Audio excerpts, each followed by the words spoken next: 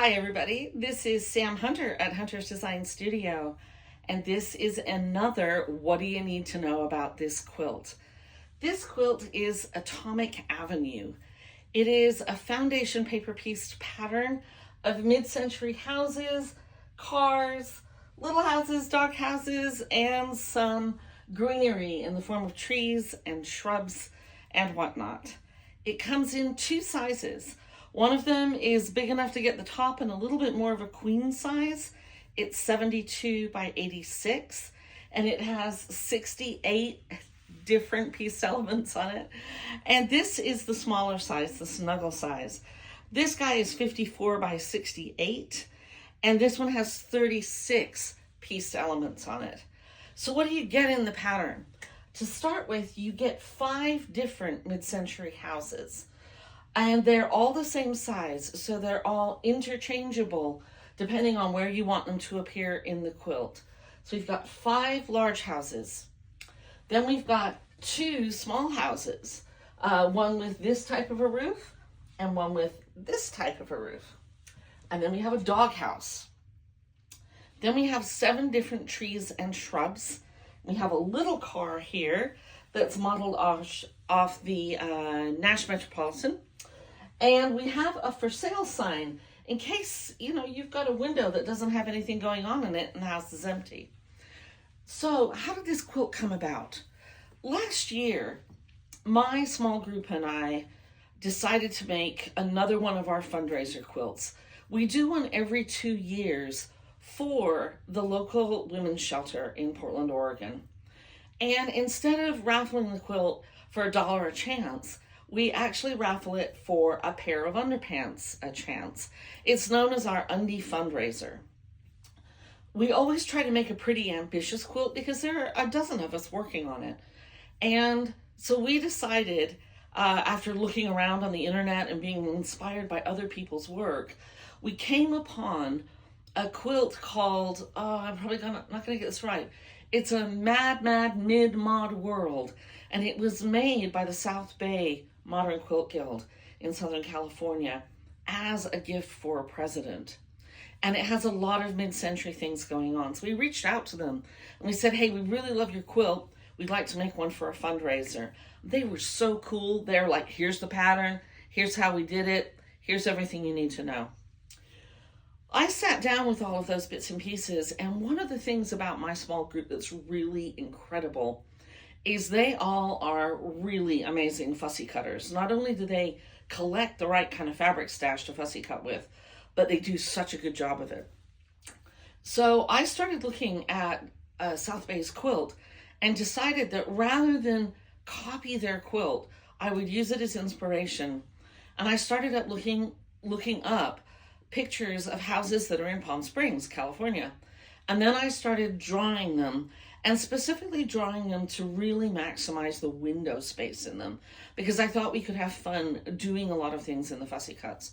So that's where it went. There are only really a couple of elements left from South Bay's quilt that they gave us permission for, and that is some of the tree elements. They made this hole punch block. It wasn't actually a tree, and this boomerang block, which wasn't actually a tree in their quilt. And then I took them and turned them into trees. So this is where we ended up. Now, I made this quilt all on my own. The really large one, you'll be able to see it on the Instagram, and in this video, we'll get a little picture of it in there for you. The fussy cutting was absolutely incredible. We had people in there. We had a lady vacuuming. We had one of the houses had a library in it. And my group just went absolutely to town and made a phenomenal quilt. My stash isn't quite that robust. So my stash kind of lent itself more to how would these houses look in terms of wallpaper. Okay, so I've got cocktail glasses. I do have some bowling pin cats. I've got this fabric which looks a lot like a Calder mobile, and other things. We have an alternate door in this particular house that has the 3 little windows in it. This particular block was made by a friend of mine who had made this block in the original big quilt with all of these lovely winter bears in it, having a lot of fun. So I kind of copied that. We have one of fish, another one with more cats, another one with a rocket ship, more space stuff, more mid-century cocktail stuff. Anyway, when you make this quilt, obviously you get to make it your way. That's one of the things that I always try to make sure that happens with Hunter's Design Studio patterns is we're not giving you just one way to get it done. We're giving it to you so that you can get it done your way. So first of all, I can't wait to see what you guys come up with for fussy cuts. But this is all foundation paper pieced. It's got some very simple rules about spacing that can go on between the blocks that are all laid out in the pattern. It is 17 different patterns, and all of the trees actually come in this way and this way, so right and left, or forward facing and reversed. So you've got even more, there's like 15 tree patterns in here. So you've got a minimum of 17, maximum of 23 different patterns going on in this pattern. So you can have a lot of fun with them. All of these elements are interchangeable that are the same size.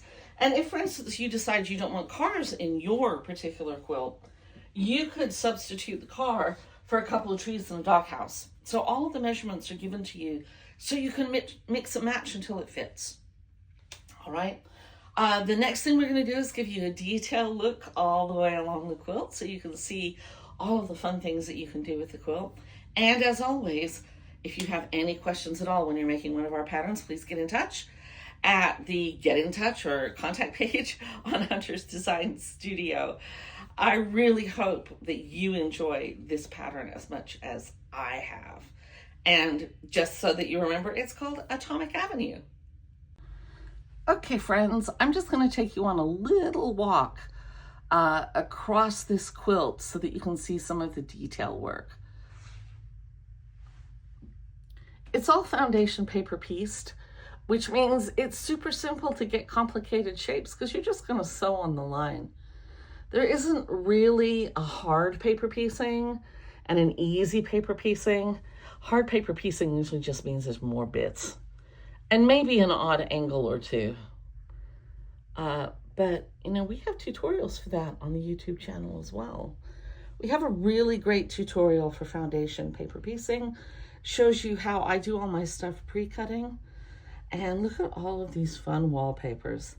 Yeah, I got a little realistic there. I wanted some brick on my house. But I love all of these sort of atomic and rocket ship things that we were up to in the mid-century. We were so proud of getting into the space race and exploring other worlds. And we even made all of our cars fun like that. Look at those bears, aren't they great? More trees, we call that the pom-pom tree. I didn't have a lot of dog fabric, so I got a lot of cats in my houses here. Sorry, I'm having to do a deep knee bend. Knees don't actually want to go in that direction. Look at that door, isn't that great? And you can have a lot of fun with the trees. I mean, look at this. We've got ladybugs and hedgehogs in our trees. Another cute little dog in the doghouse.